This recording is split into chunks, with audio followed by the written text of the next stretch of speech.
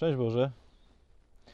Dzisiaj w nocy przez miejsce, w którym mieszkam, przeszła ogromna burza. Tak bardzo waliły pioruny i grzmiało, że ta chałupa, w której mieszkam, prawie że się rozwaliła. Ale przypomniało mi się wtedy to wydarzenie opisane w 4 rozdziale Ewangelii Świętego Marka, opisujące burzę na jeziorze. I chciałbym Was dzisiaj zaprosić, żebyśmy przez chwilę do tej łódki razem z apostołami, z Panem Jezusem wsiedli i spróbowali przez tę burzę przepłynąć na drugi brzeg, żeby zobaczyć, co ta opowieść może znaczyć dla nas. Na początku warto zauważyć kontekst, w jakim ta burza przytrafia się apostołom, zobaczyć, gdzie oni wtedy są. Dzieje się to w takim miejscu, w którym mogłoby się wydawać, że z apostołami jest naprawdę dobrze. Pan Jezus jest po takiej pierwszej serii dużych sukcesów ewangelizacyjno-apostolskich, jeśli tak można powiedzieć. Cały dzień właśnie spędził z ogromnym tłumem ludzi, który nauczał w przypowieściach, dokonał bardzo wielu uzdrowień. Mogłoby się wydawać, że apostołowie mają już dosyć jasne przekonanie, kim On jest. Widzą cuda, słyszą Jego naukę, można powiedzieć, że Go rozpoznają. I kiedy płyną na ten drugi brzeg w nocy, to pod koniec tego wydarzenia, kiedy już burza będzie uciszona, to nagle usłyszymy z ust narratora taką relację, że oni powiedzieli do siebie, kimże On właściwie jest. Czyli okazuje się, że nie wiedzą.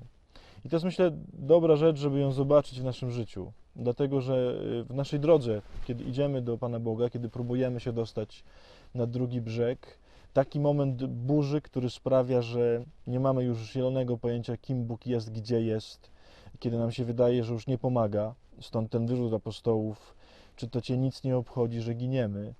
Taki moment się każdemu z nas absolutnie przydarzy. I to nie raz.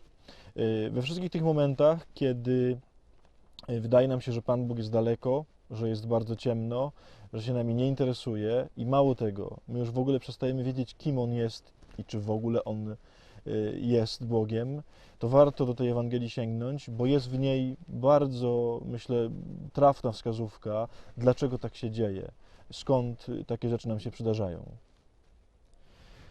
Otóż Pan Jezus w tej łodzi, jak napisał święty Marek, spał u wezgłowia. Grecki tekst nam podaje tam słowo, które oznacza dosłownie miejsce sternika. Czyli mogłoby się wydawać, że wszystko jest w porządku. Łódka, w której płyną apostołowie, to jest taka łódka, w której rzeczywiście szefem jest Pan Jezus, gdzie na miejscu sternika, tym, który powinien kierować życiem, który powinien kierować wszystkim, co się dzieje na tej łódce, jest Pan Jezus.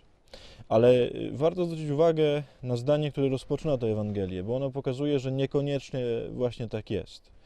Mianowicie jest tam napisane, że oni zabrali Pana Jezusa w łodzi tak, jak tam był.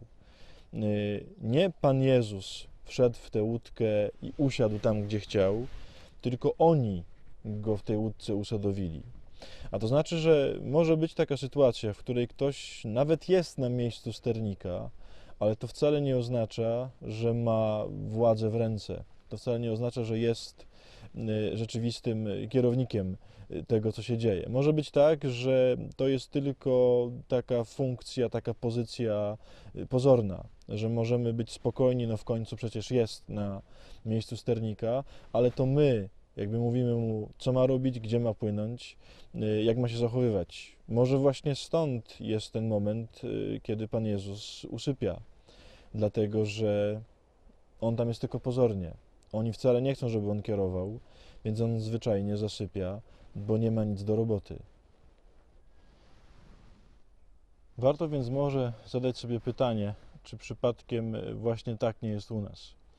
Bardzo możliwe, że wybraliśmy Pana Jezusa na tego, kto ma przewodzić naszym życiem, że On rzeczywiście ma mieć rolę lidera w naszym życiu.